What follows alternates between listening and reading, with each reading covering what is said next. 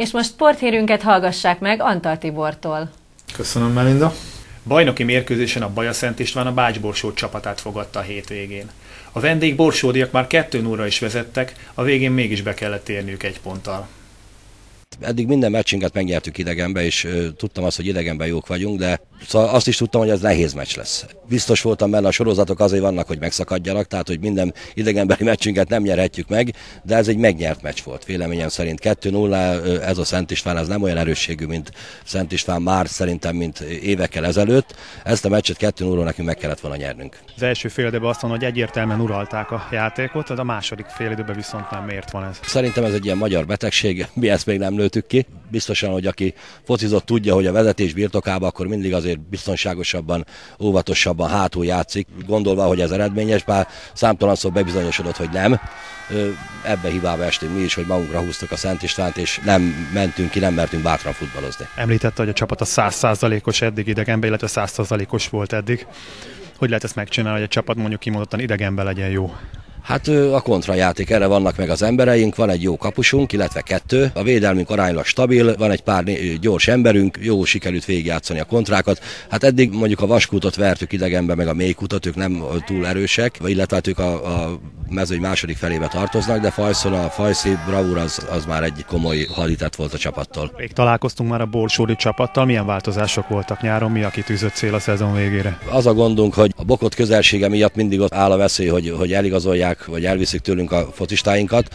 Hát most mindenki arról beszél, hogy a Cifra biztosan, hogy majd Bokodra fog igazolni, és hát amikor itt szállnak elnek a hírek, akkor előbb-utóbb valami valóságtartalma van is ennek.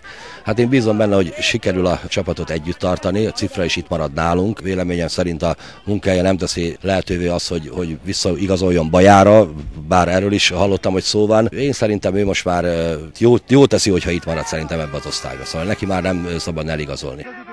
Nem tud fotbalozni, azért jött ide. Ezt csinálta Bokodon is, csak durváskodott. Apropó Bács-Bokod, ugye a Bács-Bokod főjutott a megye első osztályban, nem hiányoznak a szokásos Borsod-Bokod rangadók? A kupába is mentünk 2 fordulót, és a Bokodnak is sikerült mind a 2-szer tovább jutni. A harmadik fordulóba azért akartunk mindenáron lábadon tovább jutni, hogy a Bokod is esetleg a Sükösdön tovább megy, akkor létrejöjjön egy ilyen Borsod-Bokod kupa meccs, de hát mind a ketten kiestünk, úgyhogy nem lesz Borsod-Bokod mostanában. Edzőmeccsen meg nem nagyon ügyelünk arra, hogy edzőmérkőzéseken ne találkozunk, mert barátságos meccset a Bokoddal nem tudunk játszani.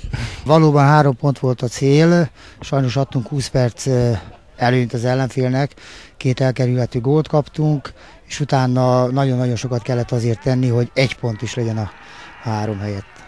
Mi volt a probléma az első félidőben? A Borsod az láthatóan mezőnyfölényben játszott. Valóban felhívtam a játékosok figyelmét, mert az utolsó 4-5 meccsen már megfigyeltem, hogy a félidők első 10-15 percében mindig problémák vannak, vagy nem elég jó pörgünk, nem veszik fel a ritmust, és az ellenfelek általában olyankor meglepnek minket. Legutóbbi találkozásunkkor említette, hogy próbál változtatni az idegenbeli játékon, mennyire sikerült ez eddig? Hát ez egy érdekes dolog, változtattunk Kelebián, ugye azt már említettem, a Músnál voltunk, ragyogan futballozott a csapat, sajnos az ifjúsági korú kapusaink nem bírták a lelki nyomást, és ami ritka egy futballpályán 5 lövésből 4 gólt szerzett az ellenfél, hiába rúgtunk 2 gólt, így sajnos 0 ponttal kellett hazajöjjünk. Hát most Vaskútra megyünk, hát ugye mivel ez a mérkőzés elment, így Vaskúton 3 pontot szeretnénk, utána pedig jön a Csávoly, hát ezeket szeretnénk behúzni most. A 2-2-es végeredmény igazságosnak mondható. A borsódi baráti kör tagjai ennek ellenére kicsit csalódva mentek haza.